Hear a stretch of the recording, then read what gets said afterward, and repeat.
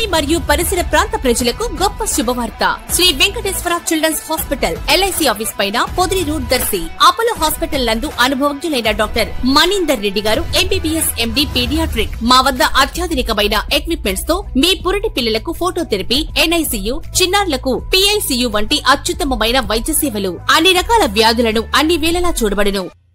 Scrub typhus వ్యాధిని కలిగించే కీటకాలు కాటువేస్తే ప్రాణాపాయంగా మారాయి. ప్రస్తుతం వర్షాల కారణంగా ఖాళీ ప్రదేశాల్లో గడ్డి ఎక్కువగా పెరుగుతున్నందున ఎక్కువగా పసిపిల్లలు ఆటలాడుకునేందుకు గడ్డి ఉన్న ప్రాంతాల్లోకి వెళితే ఒక రకం కీటకం కుడితే స్క్రబ్ టైపస్ అనే ప్రాణాంతకమైన వ్యాధి వచ్చే ప్రమాదాలు పొంచి ఉన్నాయి. పెద్దలకు కూడా జరగవచ్చు.